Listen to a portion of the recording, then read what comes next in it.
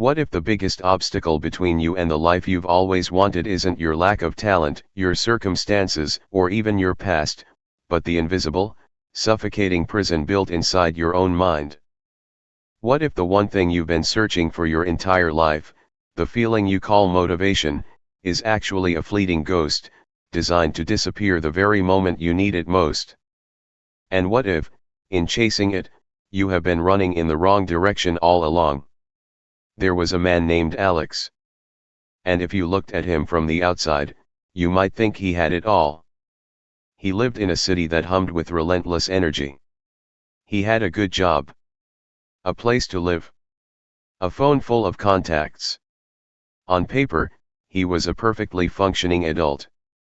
But within the walls of his own life, Alex was a ghost in his own story. He woke up to the screaming of an alarm clock, a sound he had grown to hate, a sound that felt less like a call to action and more like the bell of a boxing ring he was never ready to enter.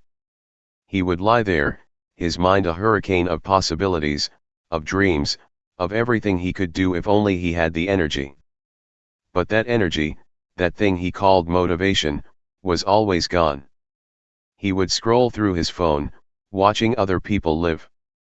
Other people conquering mountains, other people writing books, other people falling in love and building empires. He felt like an observer in his own life, a spectator in a stadium full of people who had figured out the game. He felt the familiar grip of the pattern, a routine that crushed his spirit one day at a time. He was brilliant in his own way.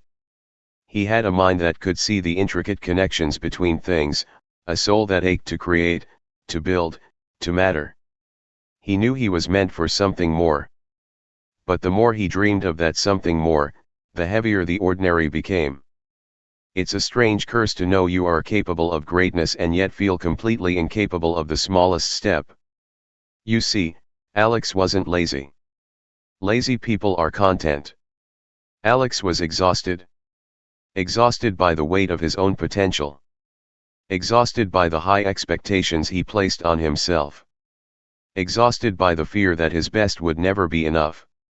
He would start the week with a surge of what he called motivation. He would write down his goals on a clean piece of paper. He would watch a video of a successful entrepreneur or a motivational speech that sent adrenaline pumping through his veins. He felt invincible for a few hours. He felt like a new man. He believed, in those fleeting moments, that this was the turning point. This was the moment everything would change. But then, life would happen. By Tuesday, the invincibility would have faded.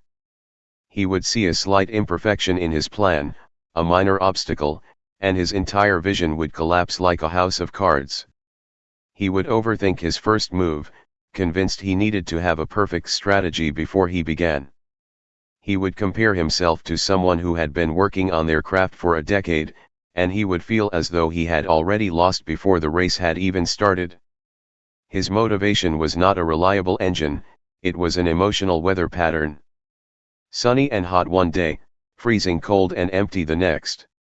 He lived with a constant, silent voice in his head. It was a voice that sounded so much like his own that he never questioned its authority. It was a voice of doubt. "Who do you think you are?" it would ask. "You don't have the right education. You don't have the right connections. You're too old. You're too young. You're too awkward. Look at them, they're naturals. For you, it's going to be a struggle.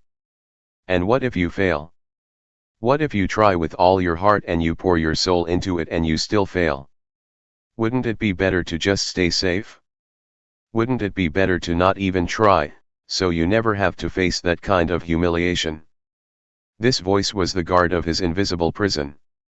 And the door to this prison was locked from the inside. One of the most painful things Alex experienced was the Last Supper effect. Every Sunday night, as the sun began to set, the dread of the coming week would settle over him like a heavy blanket. He would indulge. He would eat poorly. He would scroll mindlessly through social media. He would stay up far too late, watching a movie he'd already seen a dozen times, desperately clinging to the last few hours of his freedom. He felt like a prisoner who had been allowed to roam the yard for a few hours and was now being ushered back into his cell for another week of labor. And then, Monday morning would arrive, and the cycle would begin again. He would drag himself to the office, his spirit already defeated before he even sat down at his desk. He would look at the faces of his colleagues. Some of them looked just as tired as him. But some of them had a spark. They moved with a sense of purpose. They weren't necessarily smarter than him. They weren't necessarily more talented. But they were there, present, engaged. They had found a way to keep the fire burning, to keep the momentum going. How? Alex felt a deep pang of loneliness. He felt like he was drowning, and everyone else on the shore was just watching him sink. He would go home, and he would feel a crushing sense of emptiness. The four walls of his apartment felt less like a sanctuary and more like a cage. He would walk around his apartment, looking at the things he'd bought, the possessions he'd accumulated, searching for something that would fill the void. He would look at his laptop, sitting on the desk, a silent monument to all the unfinished projects, the half-written screenplays, the business plans that started with a page and a half of promise and then dwindled into a single, lonely sentence. He felt a constant, gnawing sense of loneliness. He craved connection, but he felt too broken to let anyone in. He felt ashamed of his lack of progress, convinced that his friends and family would judge him if they knew how desperately he was struggling. He wore a mask of contentment, telling everyone, "I'm just fine, and things are great," while the world inside his mind was imploding. What Alex didn't understand at the time, what he couldn't see through the fog of his own self-loathing, was that he was a prisoner of his own psychology. He was locked in a battle with invisible forces. The first force was the way his brain was wired. He didn't know about the habit loop, the neurological feedback loop that governs so much of our behavior. He would feel stress, an itch of anxiety that he couldn't identify. The routine to relieve that itch was to open his phone and scroll. The reward was a temporary hit of dopamine, a molecule of pleasure that eased the stress for a moment. But because he didn't understand this, he felt like a victim to his impulses. He didn't understand confirmation bias. His brain was a master at finding evidence to support his belief that he was a failure. He would have 100 positive interactions with colleagues, but he would only remember the one person who said something slightly critical. His brain would latch onto the negative, feeding the monster of his self-doubt. He suffered from a profound case of scarcity mindset. He looked at the world and saw a finite pie.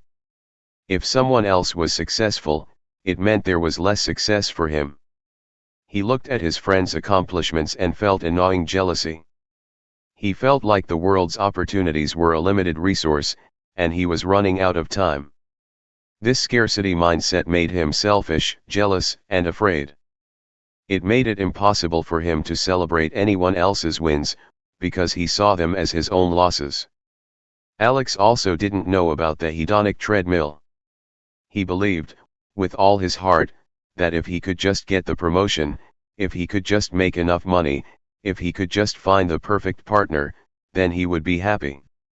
He was chasing a future mirage, believing that the arrival at a destination would bring him joy. He didn't know that his brain was designed to adapt. He didn't know that no matter how high he climbed, his expectations would climb right along with him. The dopamine hit of getting what he wanted was always followed by the inevitable come down. He was chasing a high that could never last. What hurt him the most was what the psychologist Carol Dweck would later call a fixed mindset. Alex didn't believe people could change. He thought you were either smart or you weren't. He thought you were either talented or you weren't. Every challenge he faced was a test of his inherent worth, not an opportunity to learn and grow. When he faced failure, he didn't think, "What can I learn from this?" Instead, he thought, "See, I knew it. I'm not good enough." The failure confirmed his belief that he was broken. His fear of rejection was the iron bar that kept his prison door locked. He had a brilliant idea for a business, but he was too afraid to ask a potential investor. He had a beautiful poem he'd written, but he was too terrified to send it to a publisher, sure that it would be rejected. He had wanted to ask a woman in his building out for years, but he couldn't bear the thought of her saying no. He had equated rejection with a kind of personal annihilation. He had made his ego so fragile that he couldn't risk exposing it to the world. This fear was deeply rooted in a feeling of learned helplessness. As a child, he had been told he wasn't good at math. He struggled for a while, and then he gave up. He stopped trying. He believed he was just bad at it. This belief had grown from a single subject in school to a shadow over his entire life. If he couldn't even do math, how could he possibly start a business? If he couldn't solve an equation, how could he solve the complexities of life? He gave up before he even began.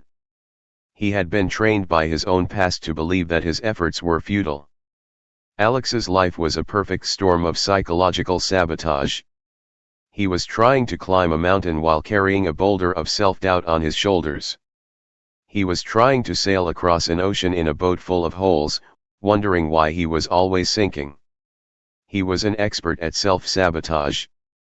He'd wait for the perfect moment, the perfect circumstance, and he'd always find a reason why now wasn't the time. He'd go to the gym, but he'd wait for the right pair of shoes. He'd start a diet, but it was his best friend's birthday party next week. He'd start the novel, but he had to rearrange the books on his shelf first.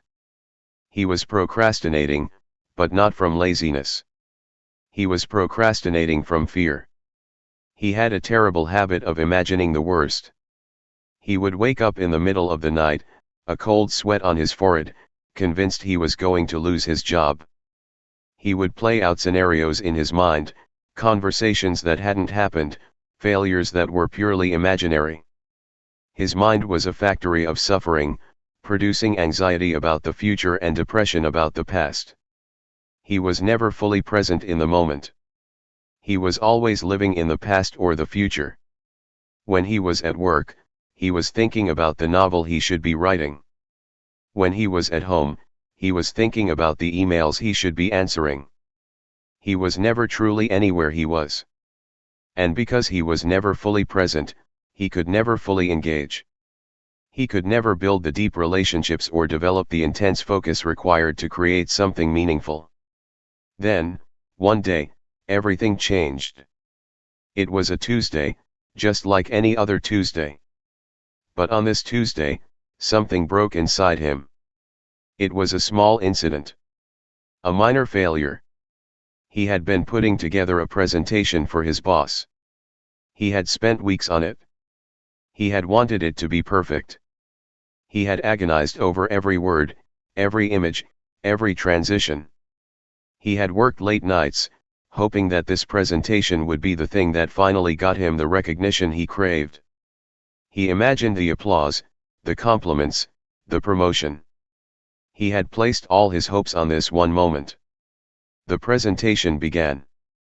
The room was full of his peers and his superiors. He was nervous, his hands trembling. He fumbled the first few slides. He saw a flicker of impatience in his boss's eyes. And then, he forgot what he was going to say. His mind went completely blank. He froze. He stood there in front of everyone, a deer in the headlights. The presentation was a disaster. He went back to his desk, his face burning with shame.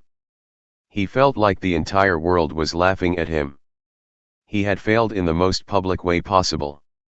He sat at his desk for hours, staring at the wall. He couldn't focus. He couldn't work. He was consumed by a wave of self-hatred. He was a fraud. He was a failure. He was never going to amount to anything. He drove home that night in a daze, not even remembering the journey. He walked into his apartment, locked the door, and sank to the floor. He sat in the darkness for hours, completely broken. He had reached his rock bottom. There was nowhere left to go. In the silence of that night, when he was too tired to fight the voice in his head, a new voice emerged. It was quiet at first. It wasn't the voice of ambition that demanded greatness. It wasn't the voice of fear that told him he was worthless. It was the voice of desperation. It was a simple question, whispered into the darkness of his soul. Is this it? Is this all there is? He realized in that moment that he had been living a lie. He had been waiting for the right feeling. He had been waiting for a wave of motivation that would carry him effortlessly to his dreams. He had been waiting for a future version of himself to show up and save the day. But he was 35 years old, and he was still waiting. He was still in the same place he was at 25. He realized that waiting for a feeling to move him was the most expensive thing he had ever done. And he was bankrupt. He looked around his apartment. He looked at his life. He saw the remnants of 1,000 abandoned dreams. He saw the evidence of a man who was terrified of his own greatness. And he made a decision. He didn't make a promise. He didn't set a big, audacious goal. He simply decided that he would rather die trying to live than continue to live this death in life. It was a quiet decision, but it was the most profound decision he had ever made. The next day, he woke up. For the first time, he didn't reach for his phone. He just lay there. He felt the familiar heaviness of a Monday morning. He felt the pull of his old habits. He felt the tug of the prison. But this time, he didn't obey. He didn't think about motivation. He didn't think about the presentation that had ruined his life. He just thought about one thing, the next step. The very next, simplest action he could take to get out of this prison. He took a deep breath. He looked at the ceiling. He had watched a video months ago, something from the Stoic philosophers, about the obstacle is the way. He remembered a line about how the obstacle itself can be the path. And he realized that his entire life had been one big obstacle. His fear, his overthinking, his lack of motivation. What if these weren't things to be overcome before he could start? What if they were the very path he had to walk? What if his anxiety was just a compass pointing him toward the things that mattered most, and his fear was just an indicator that he was about to take a risk worth taking? He thought about a quote from a book he'd read. Man is not the creature of circumstances, circumstances are the creatures of men. He had always thought that quote meant he had to control his environment. But now, in this moment of clarity, he saw it differently. It meant that his circumstances were a reflection of his choices. He had chosen the comfortable prison. He had chosen the safe, predictable misery over the terrifying freedom of the unknown. He had built this prison with the bricks of his own fear, and he had sealed the walls with the mortar of his own excuses. He was so accustomed to seeking motivation that he had confused the feeling of wanting to do something with the action of doing it. He thought you needed to feel ready to begin. He thought you needed to feel confident to start. He thought you needed to feel like the expert before you could share your work. He thought you needed the energy of 1,000 suns to take the first step. But he realized, with a startling clarity, that action is not the result of motivation. Motivation is the result of action. That was the secret he had been missing his entire life. The feeling of motivation is not the spark that lights the fire. It is the warmth you feel from the fire you have already built. It is not the starter. It is the reward. He began to understand a new concept, a new way of being. He was going to stop waiting for the feeling. He was going to start with the action. He was going to act his way into feeling, rather than feeling his way into acting. He was going to build a discipline so strong, so unshakable, that it didn't matter if he felt motivated or not. He was going to build a system, an architecture of his day, that would carry him forward even when his willpower collapsed. He began small. He started with a 5-minute walk in the morning. Not a workout. Just a walk around the block. He did it even when he didn't want to. The first week was brutal. His mind screamed at him to stop, to go back to bed. But he did it anyway. He started writing for 10 minutes a day. 10 minutes.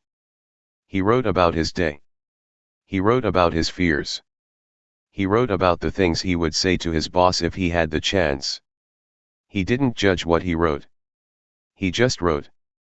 It was a small rebellion against the quiet voice in his head that told him he wasn't a writer. He started this practice of what the world calls micro-habits. He stopped thinking about the mountain he had to climb. He couldn't see the summit. It was shrouded in the fog of his own doubt. He just focused on the next step. Just the next step. And then the one after that. He found that by doing this, he was building something, a muscle he'd never known he had. He was building his identity. He started to see himself as a person who walks. He started to see himself as a person who writes. He started to see himself as a person who shows up. He began to understand the powerful, almost magical nature of identity-based change. He wasn't just trying to write a novel. He was trying to become a writer. The action wasn't a means to an end, it was an act of self-creation. Every time he showed up, he was voting for the person he wanted to become.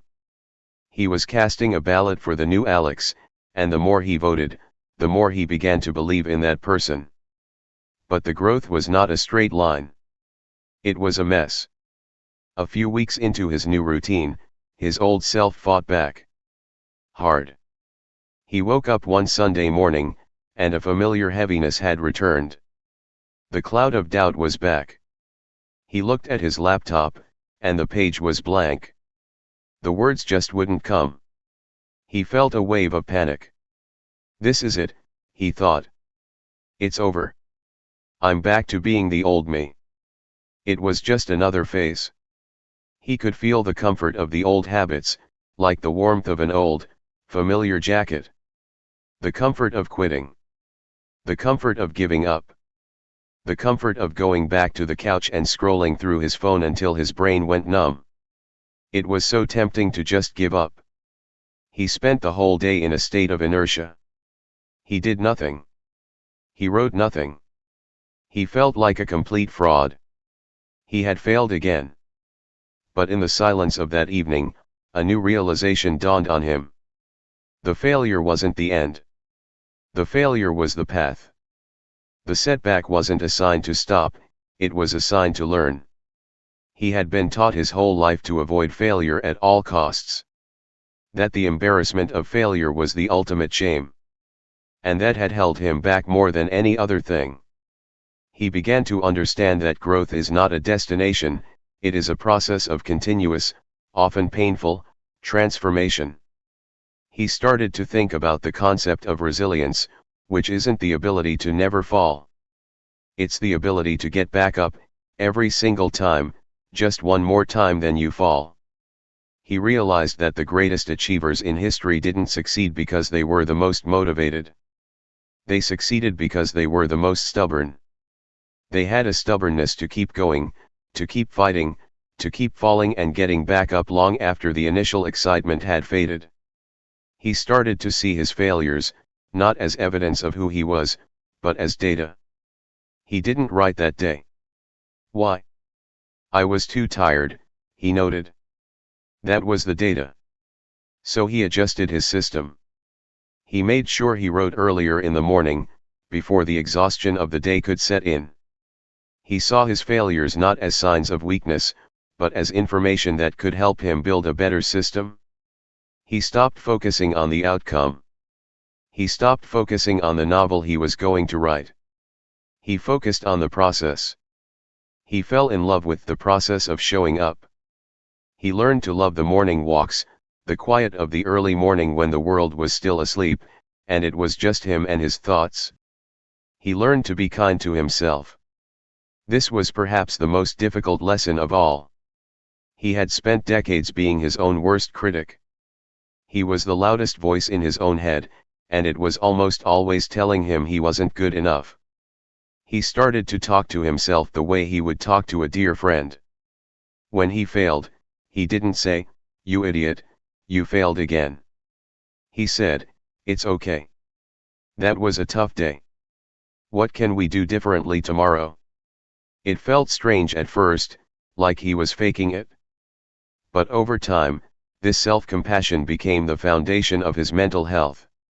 He began to understand the psychology of delayed gratification. He started to trade the immediate comfort of the couch for the long-term goal of a better life. He realized that the only way to achieve anything significant was to sacrifice the present for the future. He was planting seeds of oak trees, and he had to stop digging them up every day to see if the roots had grown. He had to have faith in the process. He learned to regulate his emotions. Instead of being swept away by a wave of anxiety, he would stop and observe it.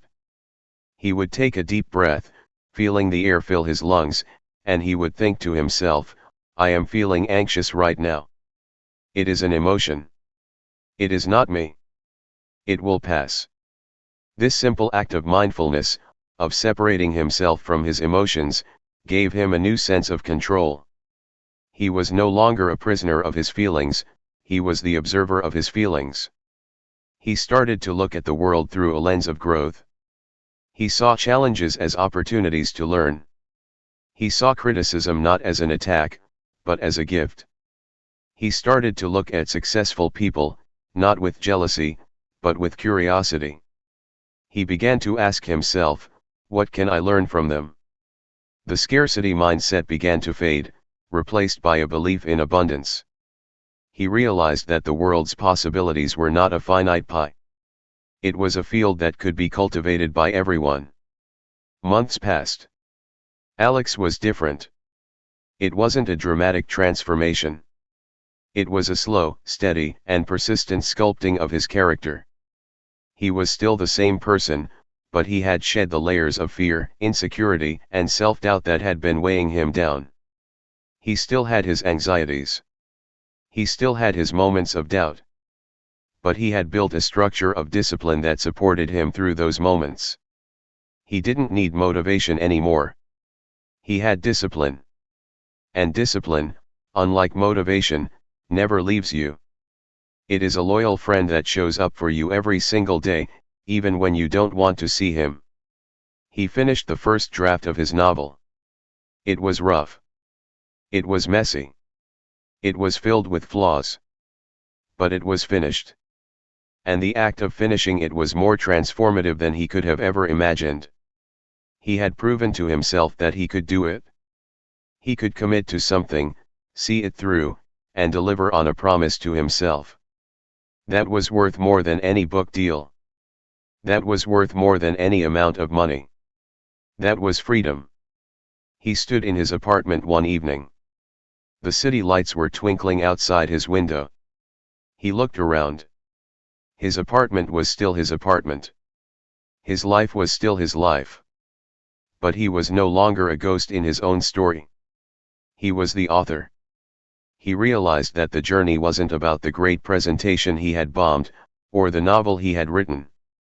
It was about who he had become in the process. He had walked the obstacle, and the obstacle had become the way. Alex's story isn't unique. It is your story. It is the story of millions of people around the world who are held captive by the illusion of motivation. We wait for a lightning bolt to strike us. We wait for the stars to align. We wait for a magical feeling to sweep us off our feet and carry us to our destiny. But that feeling is a ghost. It is a will-o'-the-wisp. The moment you try to grab it, it vanishes. And you're left, standing alone in the dark, wondering what's wrong with you. The truth is, nothing is wrong with you. You are simply a human being with a beautifully complex brain that is not designed for long-term happiness. It is designed for survival. It is designed to keep you safe, in your comfort zone, in a state of scarcity. It will always fight against you when you try to become more. It will always try to pull you back to the familiar ground of the tribe. But you are not your biology. You are not your past. You are not your thoughts. You are the awareness behind the thoughts. You are the builder of the prison, and you hold the key. The key is not a dramatic burst of motivation that you have to chase. The key is a quiet, persistent decision. A decision to show up. A decision to act before you feel ready. A decision to focus on the process, not the outcome. A decision to love yourself through your failures and to keep getting back up. A decision to build a life that you don't need to escape from. The prison door is not locked from the outside. It is locked from the inside. And it has been waiting for you, all this time, to realize that you have had the key in your hand from the very beginning. The key is your willingness to start, to make a mess, to fail forward, and to keep going. The true battle is not out there in the world. The true battle is in here, in the quiet space between your ears. It's between the person you are today and the person you have the potential to become. Potential is never lost because of a lack of talent. It is lost one excuse at a time, one postponed dream at a time, one comfortable day after another. The life you want is waiting not for a better version of you, but for the decision you make today.